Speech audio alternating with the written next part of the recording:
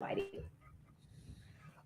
And we're live with Genesis Amaris Kemp. Hello. Moped Outlaws, episode 96. And all right. Here we are. Woohoo! We are so glad to have you, Genesis. Yeah. Your bio and various things, you refer to yourself as a firecracker. I love that. So you are free to explode in your fullness here with whatever you got to share. We want to make you feel welcome. This is not only a safe space, but a brave space. Both Greg and I have been through training about how we show up as less colonized in BIPOC communities. And so bring it. Okay. Yeah. Okay. Let's go. I'm sorry. I'm a little excited. It's you game did- time. You did ask where we're recording from. So Mark and I have been dear friends, brothers for decades. We're in Northern California. He's about 20 minutes north of me. And yeah, we've had various stories intertwined throughout the years. And I saw you are really busy on guesting. Yes, I kind of took a step back though, because being a new mom and having an 8th month old, I can't really do all the guest opportunities that I used to do when I was preggo and before inception of finding out a little seed was inside of me. So so now I am really taking, time to balance it all and just making sure that first I'm a mom, a wife, and making sure that my daughter has, my undivided attention because everyone keeps saying they grow so fast. And I'm like, I know, I can't believe I have an 8th month old already. I know. Do you have a bit of that? Like, I'm still a child. What am I doing with a child? Yeah, because people always tell me you look like a child, and I never expect to said that, oh, you're a mom. And one lady, when I was going to pick up my packages from my husband's mailbox, they're like, I saw this girl coming in with some overalls. I was like, who's that kid? And then whenever I got closer, like, oh, that's Genesis. And she's like, oh, wow, you're rocking those overalls. I thought you were like a little kid coming through here. Wow. And I'm like, no, in my fun 30s. Wow. Well, thank you so much for making time to be with us. Yeah. My pleasure. Thanks for having me, y'all. Yeah. So what comes to mind when you think of Moped Outlaws? So moped, because I like adventures. I think about the little mopeds that you ride, and then outlaws. I was like, oh, it kind of sounds like a biker gang or something like that, because it's like moped outlaws. But then whenever you break it down, it's like, outlaws. I think each one of us are outlaws in our own respective areas, because you may never be someone's cream of crop based on something that you do or say. So if you put that with mopeds could go really slow, fast, or whatever. And then you think about the outlaws and you're like, oh, okay, that moped may be an outlaw in someone's transportation lane, or that moped may be an outlaw in someone else's reality because they're using their assumptions or their preconceived biases to make, generalized thoughts. And I was like, that's probably what I did in the beginning, because I really didn't know what moped outlaws was. But thank goodness for matching us together. Yes. Yeah. And I guess as Mark mentioned earlier, like, this is where I potentially stick my foot way down my throat, but let's go for it. Whatever. Black Lives Matter, that whole huge basket that is important to us. Have you, in your personal experience now, do you find that it's as prevalent on the social consciousness as it was a year ago? Personally speaking, no. And whenever it was on the height of social awareness, I felt like in my opinion, a lot of people were jumping on the bandwagon just to, go with the cloud of things. And I say that personally and professionally because during that time I was working for a Fortune 500 oil and gas company. And the company that I worked for was very conservative. And a lot of times I was the only, whether I was the only woman or the only woman of color. And then with me on the outside, I look African American, chocolate drop, and people are like, "What are you?" But I'm actually first generation American. So my father was from Curacao. So right there off of the tip of Venezuela, and my mom is Caribbean. So whenever I fit into certain rooms, they're like, "Oh, but you're not really American, or you're not black, you're a foreigner," or whatever the case may be. And I'm like, at the end of the day, I'm a human being, and I'm sure if you get cut or I get cut, we're all going to bleed red. But what differentiates us is how we look and all of that stuff. But I say that to say that in the beginning, Black Lives Matter was on the forefront of everything because it was all over social media. It was on the news. There was the good parts of Black Lives Matter, and there was the bad parts where people were just terrorizing communities and doing things to get a point across, when in actuality, you are, not really building up the community. In a sense, to me, you're tearing it down based on, the certain things that you're doing. And with me being first generation American, I saw things a little bit differently. Yes, I resonated with what people who look like me were going through, but I also resonated with people who did not look like me, what they were saying about, what was going on. And I'll say that because my family is mixed race. So I feel like we're like the United Nations because everyone is married to someone outside of their race except myself and my older brother, just by choice, and you can't help who you fall in love with. But before that, I always dated outside of my race. And whenever people found out that my now husband was black, they're like, "He's black." I was, "Oh no, you're shitting me. I didn't know he was black." Like, when? Wow. That whole clutching of pearls, no matter the situation, is kind of silly ultimately, because the emphasis that we put on all this stuff really isn't that important. Like we're sort of getting into it too much. Like, I think we do have reparations to make, and we do have a lot of correction to do, especially for people who look like us.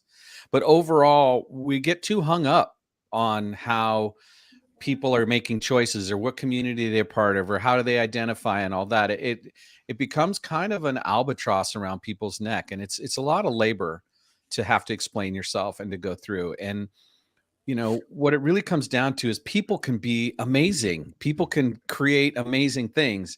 And that's one of the things I found when I was listening and looking at your work, is that you really are about driving people to their greatest level of success. And as a life coach and a fellow life coach myself, I resonated with that about you.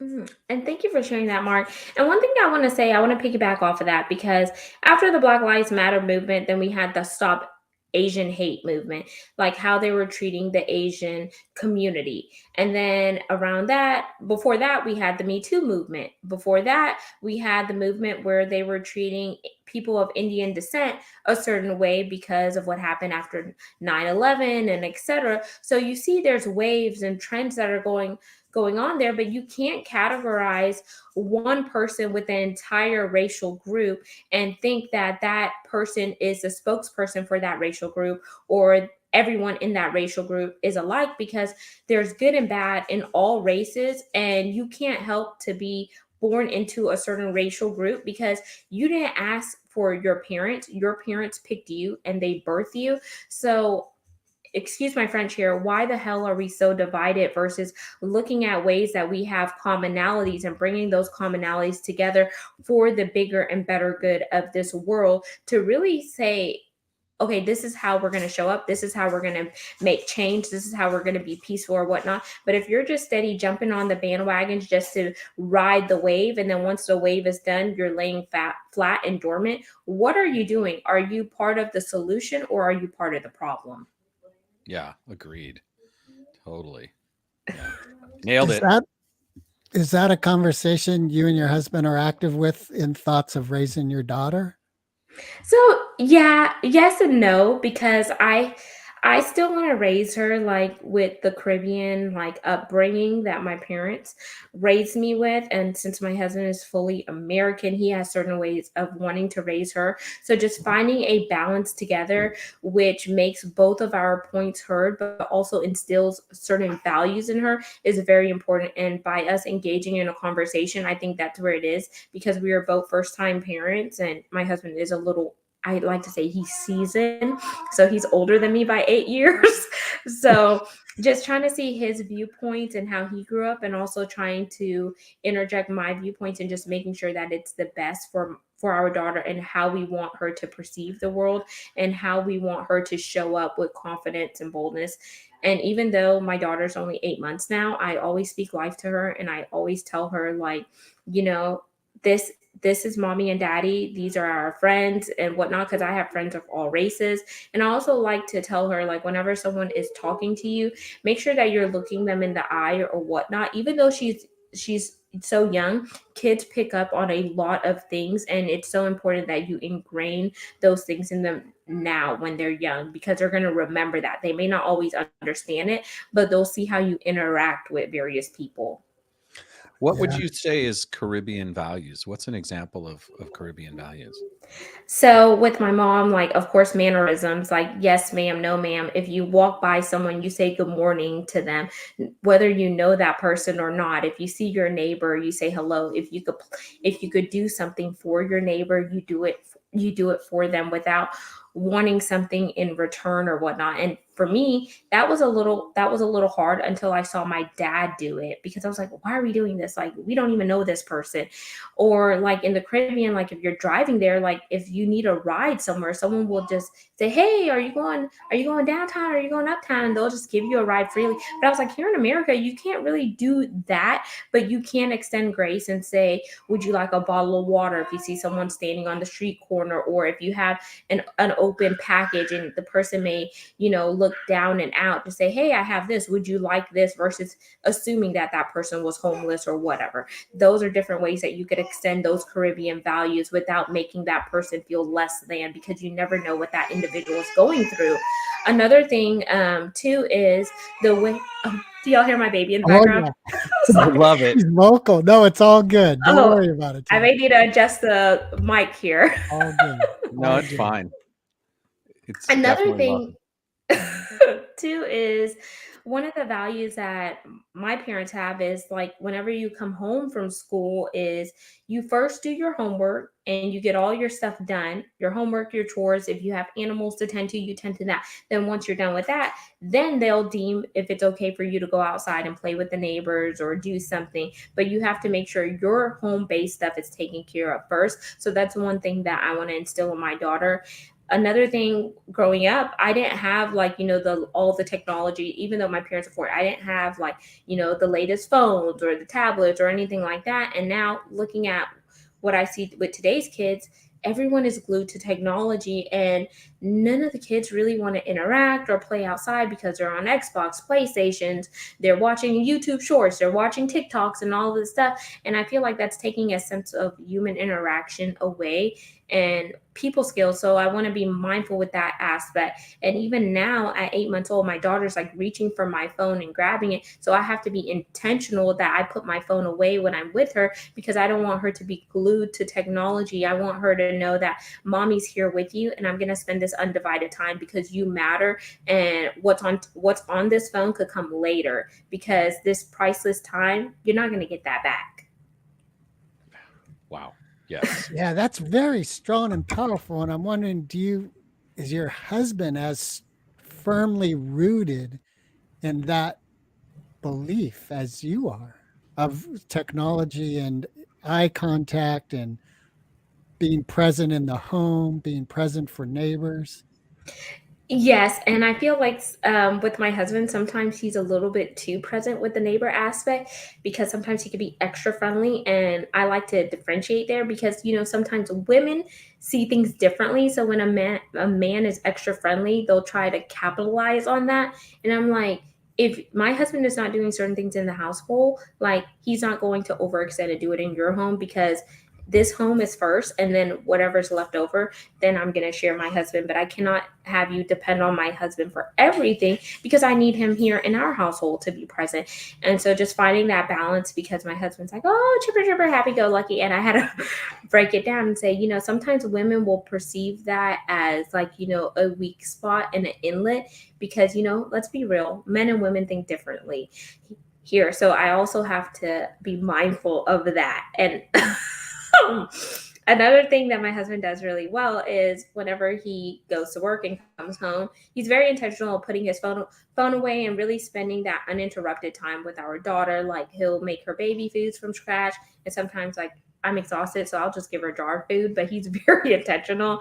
He'll play with her and etc. And sometimes we don't always turn on the TV for her, because we want to make sure that she could connect with us. So whether he's like, talking to her or singing ABCs or whatever the case may be, I feel like that's his way of really connecting with her, to really be present, even though he's extremely tired. And I could also sense when he's tired, I'll get the baby just so my husband could have time to recharge and rejuvenate as well. Sounds like you both have a very conscious relationship with each other besides with your daughter, which is Oh, wonderful. it's a work in progress. Of course it is.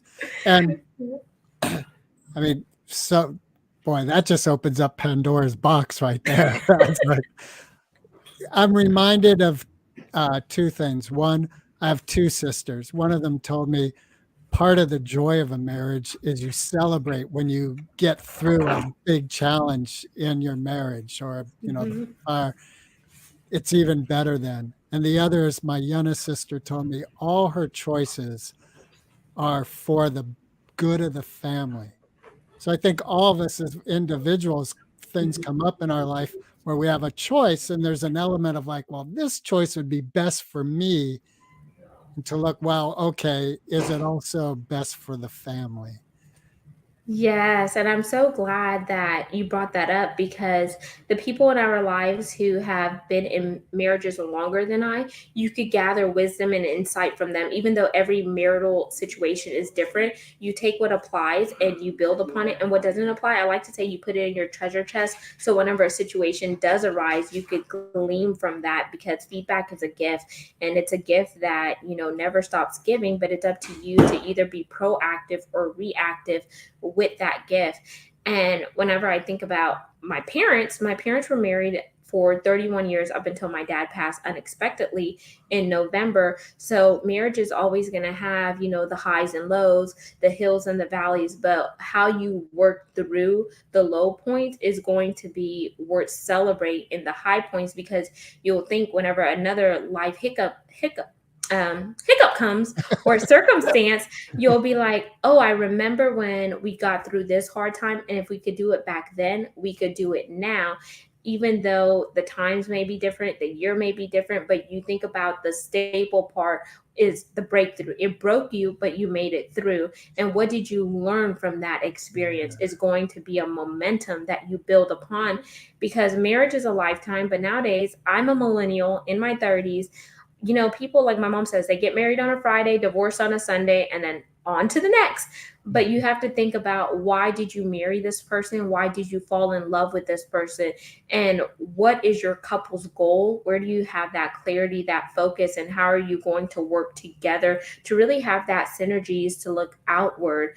And a good video that helped me this week bring that back full circle was, do you spend so much time pouring into your kids that you negate your spouse? Because when your kids are grown and they're out the house, it's going to be you, your spouse, your partner, or however you relate to that loved one in your life. And that really hit me, because I was like, that is so true. Yeah, that's real. And I think all of us can relate to marriages that ended when the children left, because all of a sudden they didn't have anything. They didn't put that energy and time into their relationship.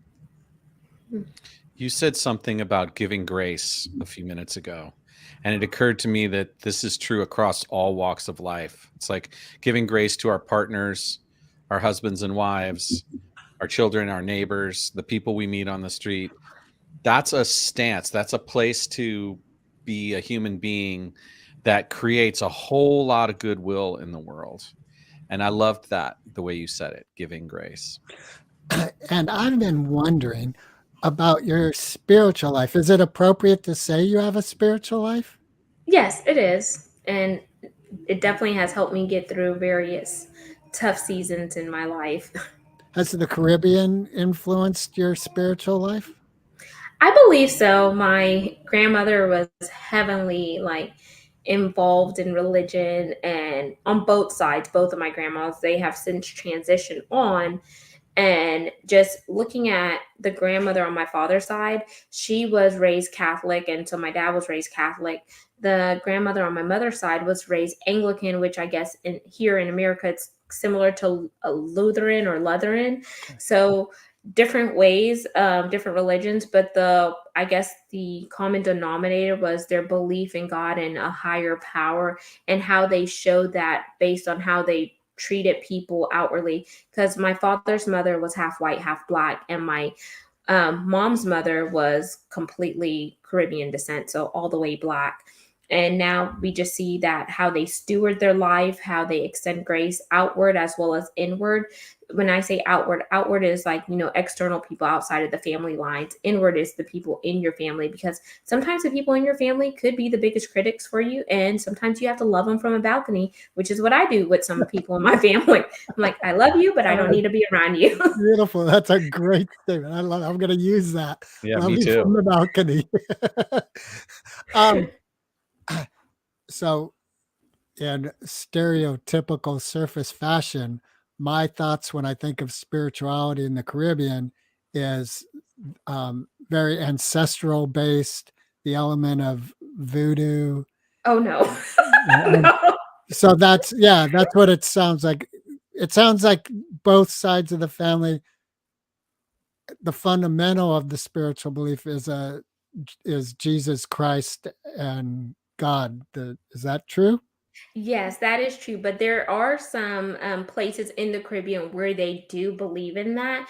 And at first, I thought it was like, I didn't know about that until my mom like really broke it down.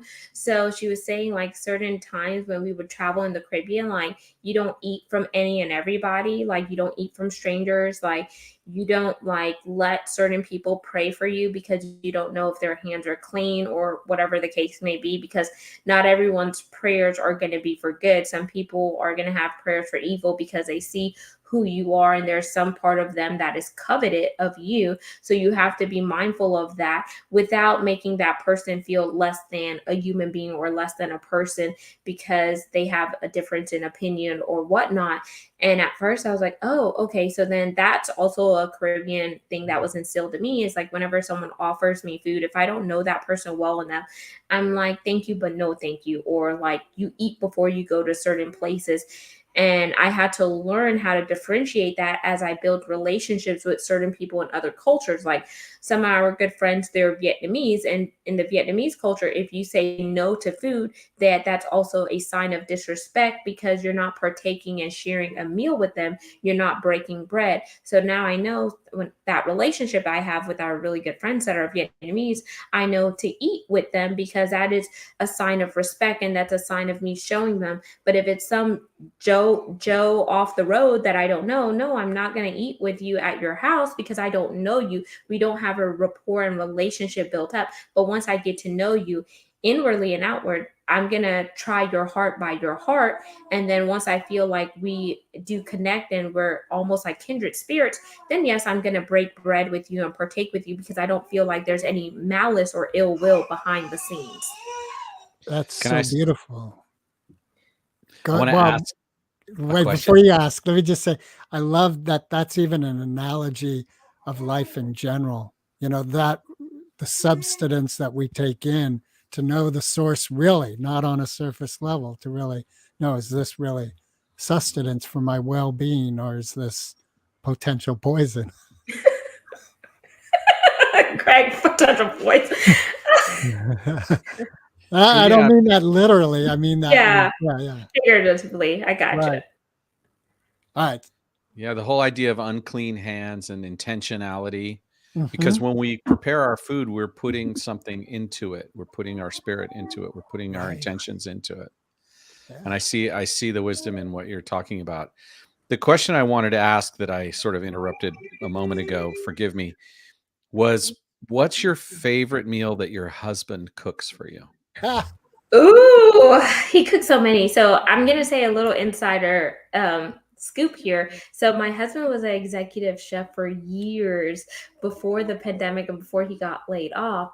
So right now, I got him on this wave where I love lamb chops. So he recently started making me lamb chops and steaks. And I'm gonna share something. So you know those tomahawk steaks, those big Yeah, old steaks. yeah. So my husband had made two steaks, and I can't eat all that meat.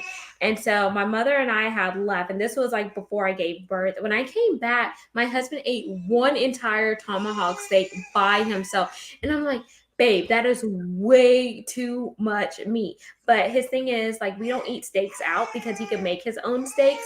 But if we do go out to like a meat place, we're gonna do like a fogo de chao or Texas a Brazil, a Brazilian steakhouse or whatnot because of the quantity that you get. But other than that, like we're gonna go to Sam's or Costco and get the meat and cook it. So I love lamb chops and a really good steak. And my husband has taught me how to eat a steak well because this is another Caribbean thing. My parents always cook their meat well done, but since my husband's a chef, he has to have like the pink in it and etc. But I was like, I don't want it where it's like mooing off the plate, but I don't want it where it's like dry and chewy or whatnot. So he taught me how to eat a nice meat, like depending on the cut or whatnot. Even when we go to the restaurant, like he'll order my meats for me because I'm like, oh, I want it well done because I didn't know any better until we got together and I was like, this tastes differently. Oh, wow. That's So, awesome. what are some of your favorite side dishes? Oh, okay. So now I like asparagus. I used to hate it before. So I like a really good asparagus that is like char grill with like some garlic and some butter and stuff like that. Okra, I love okra. Sometimes he'll do like okra and tomatoes homemade. Wait, wait.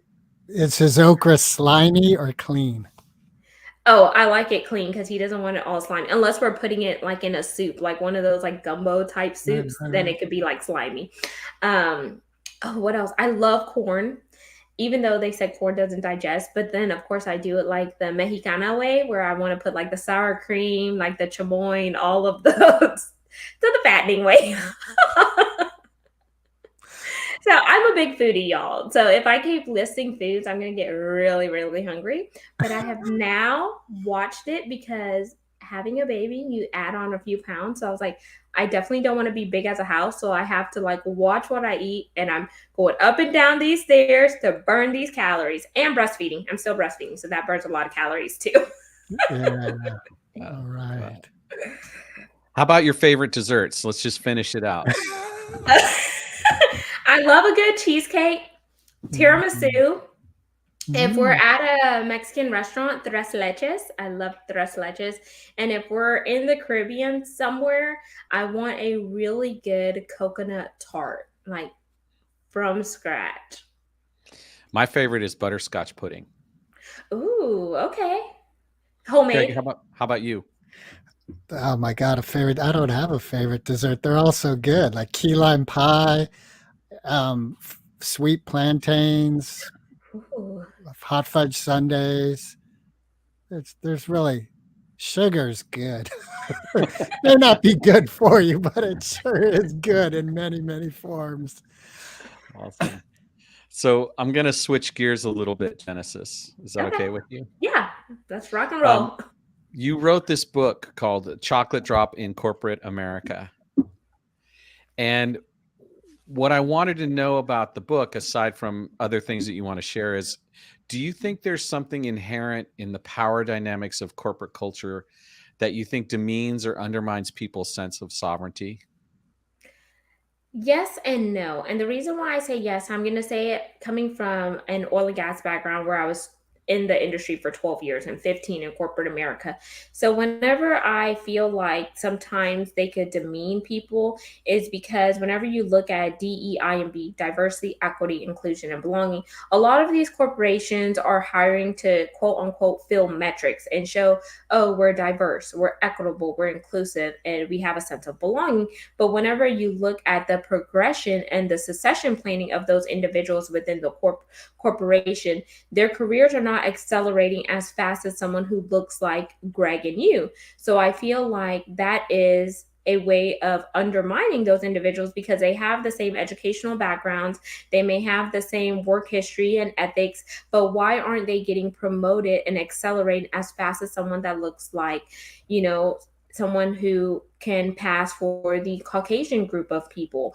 And also looking back is whenever I was working in upstream, which is drilling and dealing with the rigs and operation superintendents and et cetera, they hired a lot of people that went to certain Ivy Leagues. But then whenever you're downstream, which I worked in downstream for a bit, which is chemicals, they hired people from the HBCUs, so historically Black colleges and et cetera, the engineers and et cetera. But are those engineers not the same engineers that went to a PwC? Do they not have the same degree plans and et cetera? So for example, here in Texas, we have A&M. So for those Aggies that may be listening, they'll be like, whoop!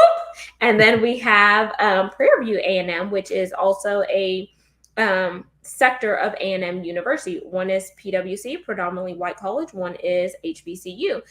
If you look at the engineering degree plan, the classes are the same. So why are you recruiting for downstream for this engineer, but then recruiting this other engineer for upstream? What is the delineation there? What And differentiates upstream and downstream? so downstream, you'll see those are the people that work in the refinery, the chemical plant, and et cetera. Upstreams are like the people that do some of the expat assignments. They rotate to different rigs. There's operations superintendents.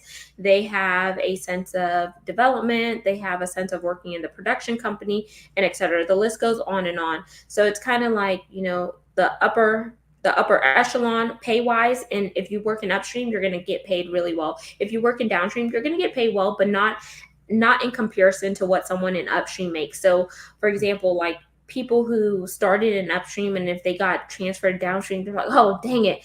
Like I'm going to, my bonuses may not be that big or my raises may not be that big because of the reputation of downstream. And let's be honest, downstream, they don't spend a lot of money like drillers and et cetera. When I was working drilling, you're working on wells and rigs that are making $1 million plus a day. So you definitely don't want to shut down, that rig because that's going to cost the company money and you may be seeing your way out the door. When I went to working in chemicals as a RMC, raw material coordinator, and I was sourcing PP, which is polypropylene, a form of plastic, it's like you don't want to stock out a chemical plant because that could cost the company millions. But look at the distinction between millions on a rig where there's other service providers or millions in a chemical plant where people locally may be depending on that information. That's because they're like in small rural areas sometimes or etc. So you just have to look at the differentiations there. I hope that answered your question, Greg. Yeah.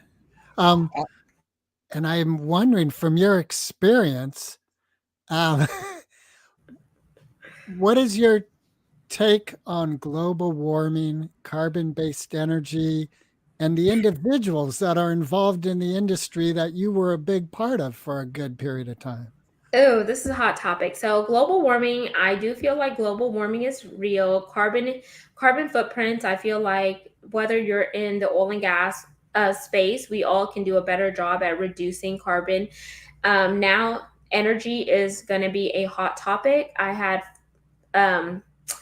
I guess the lack of better words. So I've had friends who worked at this big oil and gas company, and oil and gas company, you're going to push stuff.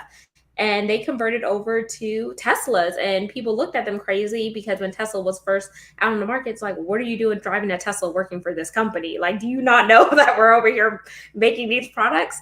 And I feel like if you look at it from an individual level, but also a holistic level, if we want to save the environment, then we each have to take a vital part in the environment. What are we doing about sustainability? What are we doing to reduce carbon emissions? What are we doing to promote more ways of really being autonomous within the environment? Because if you think about it, look at what's going on in the news. There's tornadoes in different places that have never been faced with tornadoes. There's flooding in places that have never flooded. Here in Texas, we had this major cold snap not too long ago. Just look at the different situations that are happening around the world. And can you tie that with global warming? I think so. Or can you tie it with what some people are saying, the zombie apocalypse, or or the signs that Jesus is coming back? I feel like because we have been doing so much here on earth, we're not giving our own earth grace and breathing room because of all the things that man-mades are trying to do just to help with efficiency. But is it really helping with efficiencies if we're paying for certain weather climates and etc. on the back end? Do you think it's possible for the gas and oil industry to transform in a manner which is sustainable to individuals involved in the industry? Um, that one, I'm gonna say yes and no, because they're gonna think about the green, which is their cash flow, and if it's going to hurt their pocketbooks, they may be a little bit hesitant about doing it. And I definitely think it's going to have to come from the top down as well as the bottom up, and they're going to have to find a sweet spot to see what it is that can be done for the company to make profits, but also the good of the world that we live in. And I think there's going to need to be a lot of conversations there. We're going to have to look at data and metrics and etc. And I'm no longer in that space anymore since I got laid off in the pandemic. That's another thing that happened to me after working there for 7.5 years. And now I'm transitioning into the medical field. So Oh, wow. All right. Congratulations. What was the intended impact from your book, and what kinds of things did it shift in terms of how people related to you once it came out? So, one of the intended impacts was to really drive these courageous and difficult conversations, to really see past the color of somebody. And the name, I'm going to start with the name first, and I'm going to weave it in, Mark, if that's fine with you and Greg. So, the name of the book, Chocolate Drop in Corporate America, I wanted it to be a fun and catchy name, but I also wanted it to be a name that people are going to like, what does she mean, chocolate drop in corporate America? I am, Black. I want to say Hershey Kiss, but I didn't want to be sued by the Hershey company. So I said chocolate drop, and I happen to work in corporate America. The subtitle is From the Pit to the Palace, meaning in life, we're all going to have those pit moments, which are those dark seasons or those trials and tribulations that we have endured. But how do we transition and transform into our palace? Each one of us palace experience is going to be different. That's our level of success, not measured with someone else's. It's your personal level of success of what you have achieved, what you're going to achieve, and etc. So I wanted to put that there. And then another thing I wanted to really be intentional was, you see there's a world in the background, and the world is to depict that these issues don't just happen in America, but they can happen worldwide. And if you look closer, there's people from various industries on the cover of the book, as well as nationalities, ethnicities, and etc. Because no matter what industry you're in, no matter what your race is, we have all been slighted on the workforce or outside of the workforce in some form of fashion. But if we don't have these realistic conversations to talk about things, then we're missing the mark here. Because even though I may be a chocolate drop and y'all may be vanilla drops, we have probably had some type of disparities, whether it's sexism, nepotism, racism, or whatever the ism may be, that has made us feel as if we were invalid or we weren't good enough based on the certain circumstances that we were in at the time. So the whole premise is to drive conversations and to really take the blinders off and get the microscope out so we could go beyond the surface level and unpack things. And even though I'm sharing it from my experience of what I endured, by me putting it out there, someone else is picking it up to say, oh my gosh, Genesis went through this and I went through this in a different area. And they may or may not look like me, but the fact that I was bold and courageous to share it out there, I never know how someone else's life situation may be parallel to it. and they could relate to it. And if I could say this too, I also started the back of my book with 2 questions here, Mark and Greg, because I want you to really think about it because you could see how it could relate to you. So it says, what challenges in the workplace have you encountered that left you feeling as if you were mistreated? That was question 1. Question 2, have others who were unqualified seemingly passed you by in the ranks? And I want you to think about it whenever you first started out your career to where you are now, everything in between.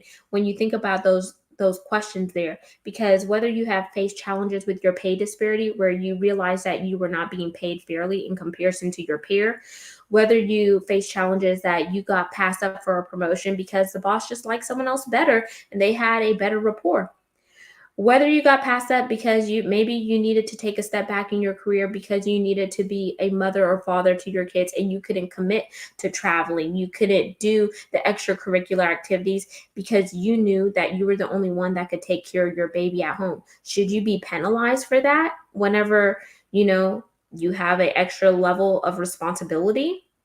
Whether you said no to a job opportunity because you knew that that job opportunity was going to require more of you and you had other things that were going on in the back end that you didn't feel was privy for you to share with that employer, because quite frankly speaking, it's none of their business what you have going on the home front, because they're not in your home 24 hours 7 days a week.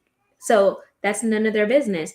So there's other levels there when you talk about challenges. And if I break it down that way, I'm sure that may be a challenge. Greg, Mark, have you had any challenges similar to that or any that I didn't mention? My answer is I got the red carpet, white privilege, white male treatment all the way up. Everything came to me wrapped in a beautiful package. And the challenges that I faced were more internal competency challenges and the ability to, really up level my skills. So for me, I'm the epitome of a privileged person. But fortunately, thanks to the Remember Institute and the Intersection for Mankind, I now have some conscious awareness of that privilege and how that impacts others. And I kind of have a follow-up question, but I'll wait till Greg answers this question that you've posed to both of us. I think the past 10 years I've experienced ageism, and I'm 60 right now, and have been an independent contractor since 2006 and kind of got tired of it, wanted to enter back into the paycheck world and didn't even get interviews. And from talking with some peers and my own experience, I definitely was looked over because of my age. Mm-hmm. So that's a personal challenge that you face, Greg, as a white male, ageism. And Mark, you had the silver platter, the spoon, the red carpet, the limos, everything based on white privilege that you mentioned. But that can also be a great thing and a bad thing, because now that you have that, you could be an ally to someone who does not look like you, because your voice can be heard and you could be seen in rooms that other people may not be afforded the ability to walk into. So I hear that, and the original question I asked had to do with what kind of pushback did you get in your circle around the impact of your book? Oh, you just put this book out because Black Lives Matter came out. And I'm like, no, I had no idea. God didn't tap me and say, Genesis, guess what, girl? Black Lives Matter is coming. Girl, you better get that book out there. No. Or like, who are you to talk about this story when you're young, you haven't been in the workforce that long? Well, I've been in the workforce for 15 years. I never really had like a fast food job. My first job was real estate. Then I worked at the cancer center. Then I went into oil and gas in high school, worked my way up to an HSC manager, then transitioned to a big Fortune 500 company. So I have experience there. And I also have 2 older brothers who are within the oil and gas space and people around me. So I've never really had that quote unquote first job experience that was like selling popcorn or working at a fast food restaurant or whatever the case may be. I always jumped into a corporate setting. So I was like, I feel like my educational background, my work experience, and etc., because no one can take away my experiences and tell me that that did not happen to me. Another thing is, some people are like, oh, how can you be for the people whenever you people don't come together? And I'm like, you people? Wow, you Wow. people. Okay. We're off on the Okay. wrong foot already. So just various things. And then I've also had the other side where I put this book out there, and someone who used to work for the US government said my story inspired him so much to talk about what he went through working for the US government and how he ended up, opening a lawsuit and all these other things. I had no idea a story like that would have even happened working for the US government. I'm like, wow. So just different things like that. But I tell people, you know what? My job is not to impress you. My job is to put information out there, and whoever it resonates with, that's part of my tribe. And I would be doing myself a disservice and a disjustice if I didn't share my story, because obviously it happened to me for a reason. It didn't just happen to me, but it happened for me. And the four part is to accelerate that, to make sure that issue or circumstances don't have happen to anyone else, if I could have my say in it. Do you mind my asking, were you educated in a college/university system? Yes. Okay. I was asking because if you were, you're a very powerful speaker and very eloquent, and it's a rarity that someone has that eloquence without formal education. Yeah, not everybody can be like me. That's true, Whitey. So there's this sort of inherent aspect of the conversation that covers, racial bias, but there's another really important bias which has to do with the bias against women. And we've sort of moved the conversation forward in this country enough that I think most of the people that listen to our show understand the need for reparations around the issues of color. And I'm wondering what you think is the proper structure, or if any, for reparations related to patriarchy. Hmm. Oh, okay. That's a hard one here. So I'm going to speak from a Genesis point of view. So when it comes to reparations, I want people to see reparations as something that this group of individuals not just want, but something that they need based on historical things that have taken place. And those historical things that have taken place have really left a mark on certain individuals, because maybe they were personally tied to slavery based on their ancestral lineage. And those hurts and pains, they can't wipe that away, because it's always going to be within their DNA and family line. So when it comes to reparations, I think those individuals should be compensated for something that they did not inherently ask for. Because no one says, oh, yes, I want you to be my master and call me your slave. I want you to work me into like different things like that happen. Did those things happen? Yes, they did happen. Are we sorry that it happened? Yes. Are some people sorry that it didn't happen? Yes. And when these individuals ask for reparations, they should be given reparations, because if you think about, the Native Americans and etc., they have reparations, they have casinos, they have all types of things there, and they did go through hardships too. So did African American people, or let's just say Black and brown people, because some people don't want to be classified as African American because they don't have any African lineage within them. So I just want to be politically correct here. Another thing, whenever you think about patriarchy, are people trying to give reparations to just check the box to say, oh, yeah, we gave you the money, now shut up? Or are you trying to give reparations because you are genuinely sorry and apologetic of what happened, and you want to move the needle forward to make sure a situation like this does not repeat? Because history does not repeat, in a sense, it rhymes. And even though we may be in different places, different times, if we keep practicing the poor things that we did wrong, or continue to pass judgments, are we just repeating history, or are we trying to do better? Because once you know better, you do better. Yeah. What did you mean by history does not repeat, it rhymes? So, for example, here, I'll just put it in layman terms. Like, back in the day, they had the bell bottom pants and those platform boots. Now, here, we have what they're called bootleg pants. To me, they look like bell bottoms. And women have these big old platform heels. So, we had that back then, but now it has repeated, but it's rhyming. We don't call it bell bottoms, I we see call what them you're saying. bootlegs. We Got it. don't call Yeah. them platforms. We now call them, I don't know what the ladies call them, but Right. my So feet. same thing, different Yes, name type of thing. yes, same thing, different names. So what is the saying say? Same time, different bat channel. Hmm. Hmm. That's Yeah, a no, cultural reference. We understand. that's a very powerful statement you're making, because it brings to heart for me, reparations aren't about righting a wrong, it's about equity. It's about the Mhm. three of us sitting here knowing and experiencing our equity with each other. Mhm. And one thing I'll say too, like in a sense, I feel like before I got laid off, I got a sense of reparations from this corporate company that I was working for. I'm not going to disclose the name for proprietary reasons, but whenever the George Floyd incident happened, they got us in a room, those of us that identified as Black or African American, and they asked what our personal stance with racism was. I didn't say anything because I was like, I'm not going to be handled with a long handle wooden spoon. So all of my other peers, I think it was less than 20, raised their hands. So there was a manager, supervisor, and whatnot. Then they called on me and said, Genesis, what's your take? And I said, personal or professional? And both. So I said, okay, well, personally, I have a problem whenever my nieces and nephews, well, I'll use my sister's kids. My sister's kids are half white, and they tell me they don't fit in with the Black kids at school and they don't fit in with the white kids.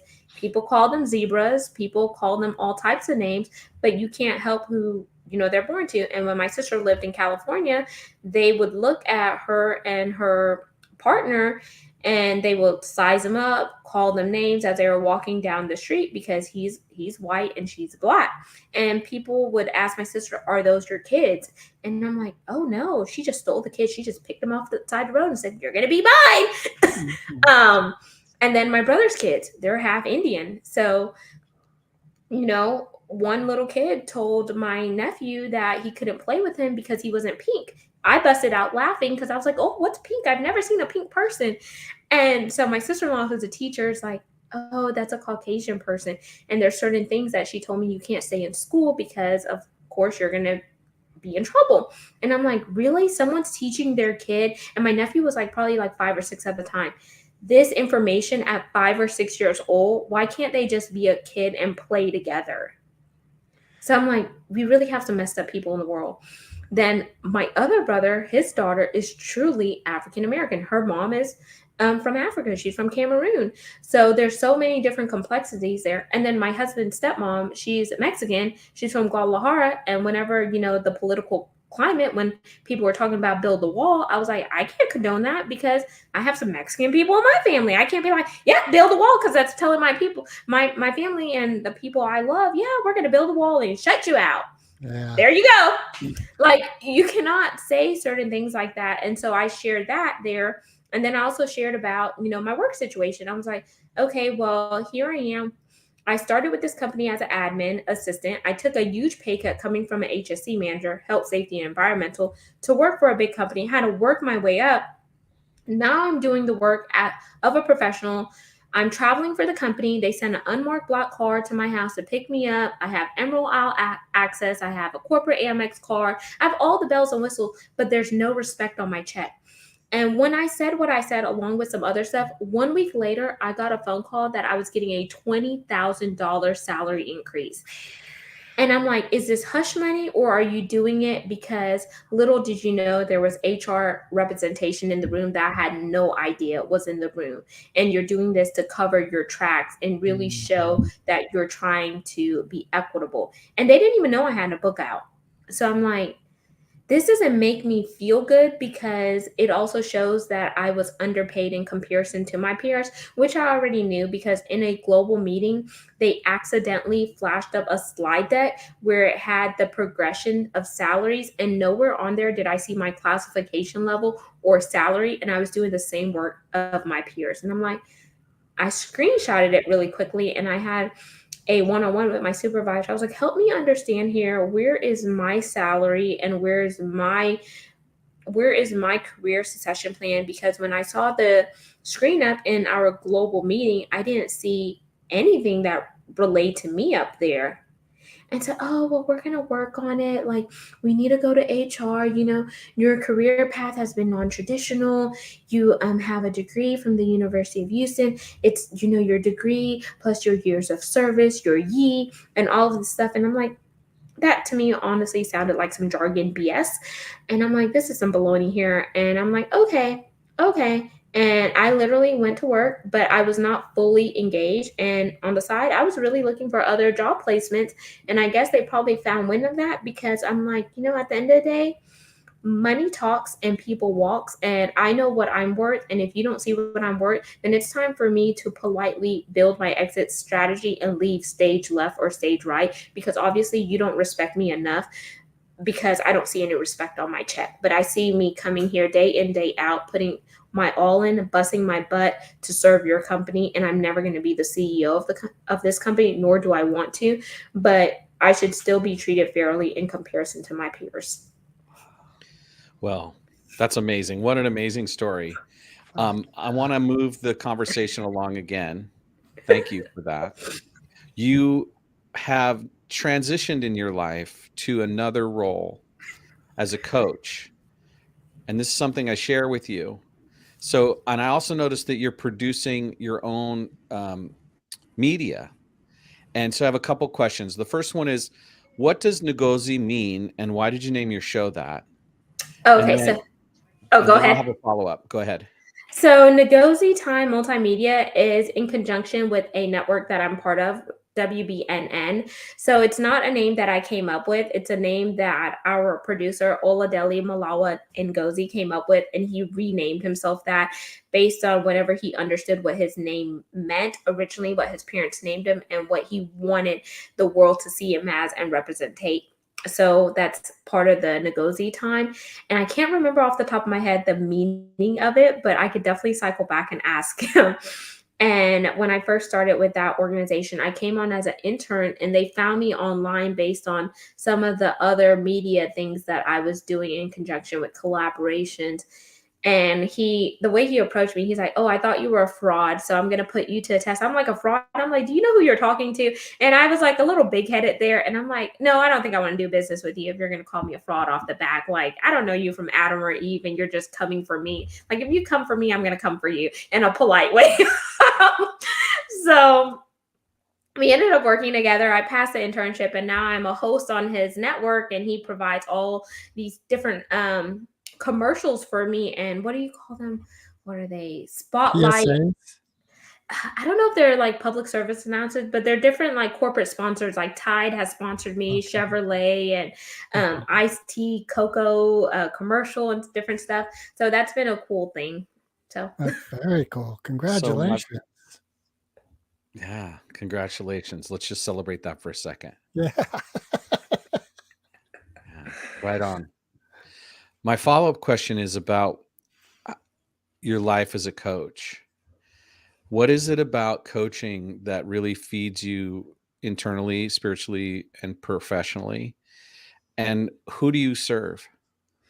Ooh, okay. So transparency here. I fell into coaching. I had no idea that I was going to be a coach until someone reached out to me after the book came out and said she wanted to do more in the higher education space. She was a Caucasian lady, and she said she really wanted to push the needle forward. So I fell into coaching. What fuels me is the fact that I can make an imprint in order to drive an impact, which is building a legacy and paving a way for future generations to come by getting someone to turn inwardly. Because once you know who you are, you're not going to fall victim to what the world wants you to be, because you have clarity and focus. So that is a factor that drives me, and it keeps my momentum building, because I'm not just doing it for Genesis, but I'm doing it for the person that is linking arms with me, and they're going to have to put in the work in order to see results, because I can spoon feed you all day long, but it's up to you to swallow that food and digest it.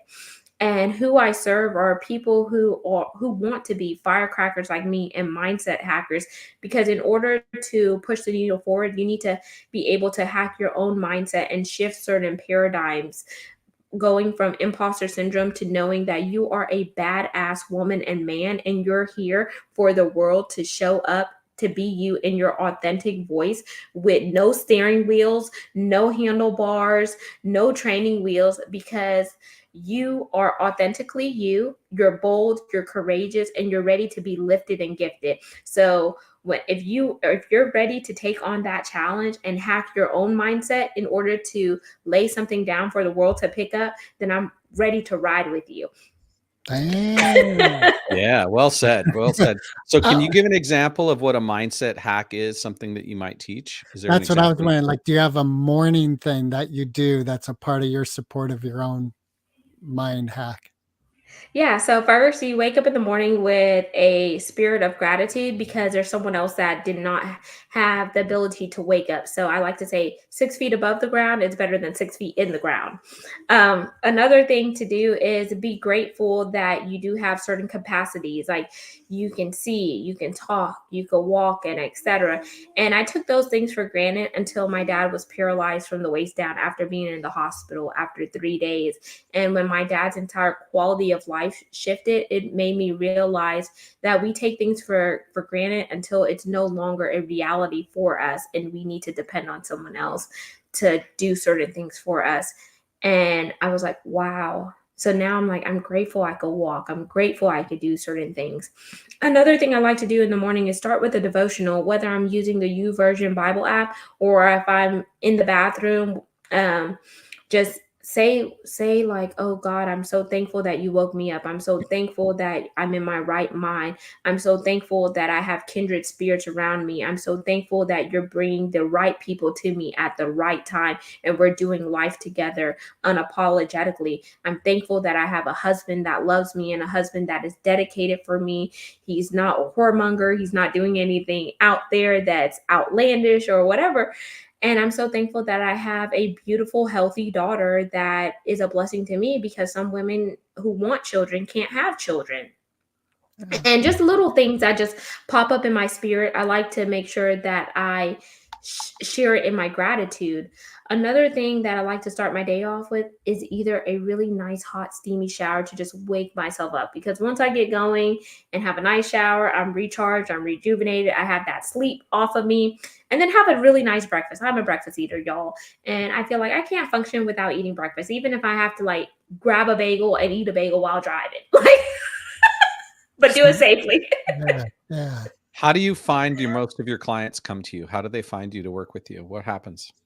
So some people find me on LinkedIn on my other brand. Other people, will refer me to people within their pipeline based on some of the questions that they may ask. Hey, do you help with this or whatnot? And also in the beginning, Clubhouse. I was on Clubhouse and I met a lot of different people within the Clubhouse space by just getting up in rooms and just talking. And people are like, oh, I resonate with you. Let's work together. I'm like, okay, well, first, let's make sure it's a good fit both ways.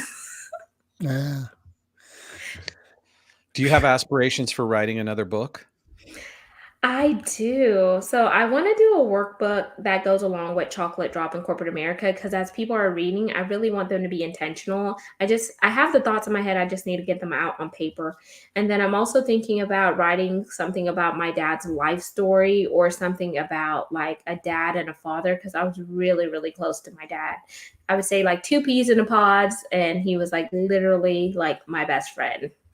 And you said your mother and father were together to the end of his life, right? Yes. And was that this last November he passed? November 2020. Okay. And is there something in their relationship, like being paralyzed from the waist down, shifted their relationship dramatically? What did Yes. what gifts have you received from witnessing their relationship in that shift? Just the fact that, my mom stepped aside and, I really saw the vows really accentuate there for better or for worse, richer or poorer, because, my dad went from doing everything. He drove my mom around, like he did everything for my mom to where my mom had to go to be selfless to really like, help my dad, like get him out of the bed, get him showered, to even me like having to help change my dad's catheter or having to, change his what do you call it, the depends and different stuff like that. And I feel like just seeing my mom go through that was also hard for her to see her husband in that situation because it's something that happened in the hospital. He walks into the hospital, and 3 days later, we find out that he's paralyzed from the waist down, and we're not sure if it was due to a spinal tap or what, or a stroke. And he went to rehab, got worse, and there's other things that happen there. But whenever I see that, what my mom did from a wife perspective, but also the perspective of a friend, it's mind blowing, because how many people would do that? Like, it takes a strong person to be able to withstand certain things. But the only thing that my mom wasn't able to do was drive, because she didn't really know how to drive. So I had to, go get certain things for, both my mom and my dad. And then also having my husband step in and help where needed. Also, tested our marriage, because sometimes he felt like I put my father before him. And I may have, because I have to help my parents, and that's another Caribbean thing. Like, when your parents are older, you help your parents. You don't put your parents in a home, and that's different versus like an American person versus. I mean, and I did have disciplines that come in: PT, OT, so physical therapy, occupational therapy, and a nurse, but they're not there 24 hours, so the rest falls on my mom and me. And my dad helped me when I was a baby, so it's a circle of life. I need to help him because he didn't ask for that. It happened to him. Wow. Boy, I really hope that you come to writing your father's story, because it sounds like an amazing story for everybody involved. That's crazy. Even your All right. husband, as you mentioned. I want to know what your favorite music is. Ooh. You know what? I'm just gonna go off the riff here. I'll just pick CHH right now, which is Christian hip hop. Do you like oh shoot, DC Talk? This I is haven't old school. I haven't heard DC talk, but I know Canton Jones, Andy Mineo, he's Tadashi, Trip Lee, Lecrae. Yeah. Yeah. I remember in the 90s, I went to a Christian bookstore with my little sister, and I heard DC Talk, and I was like, oh, okay. It was hard. It was great. It was I what gotta about go Kirk? look that one up. They've got a song called Jesus Freak that is that was the single I heard, and I was like, oh my gosh, Can you brilliant. sing it, Greg? I'm No, gonna I put you on cannot do justice to that. That's Yeah, hilarious. I could read. The words are like, "What will people say when they find out I'm a Jesus freak? What will people think when they find out I'm a Jesus freak?" And the rhyming, the bars were solid in it. What about Kirk Franklin? You like Kirk Franklin? I do like Kirk Franklin. Yeah. Yeah. I like a little bit of everything. One of the biggest memories I have right now is when the Houston Livestock Show and Rodeo was here. My dad and I saw Kid Rock, and I had took my mom, and my dad started a chant in the club level section. It's like, when I say kid, you say rock. And so it was like hilarious. And so that was my mom's first and last rodeo, because someone stepped on her heel with some cowboy boots, and she said, never again. Wow. Wow, you really all right. So I've seen a little bit of everyone. how do people find you? So the easiest thing is just go to my website, genesisamarisKemp.net. There are various tabs for different things that I'm working on, and you could go there, or if you're on social media, just type in Genesis Amaris Kemp, whether you're on Instagram, Facebook, or even Twitter. I do tweet. I don't tweet a lot, but I do. That sounds very personal. I really have appreciated this. Time has flown by. You are a powerhouse, and being in your presence, you sharing your energy has been grace. Thank you. My pleasure, Greg. Thank you for having me. And now that you've met and we've met, we want you to know that please reach out to us in the future. If there's anything we can do to humanly connect and reaffirm what you're doing in your life and how you're showing up, if there's anything you need, please reach out to us. Let us know when that next book comes out. God bless your family. Yes, Bobby's coming. All right, it's time. Thank you so much, Mark. And y'all, you just heard my baby in the background. She's saying, hey. Tiny, tiny.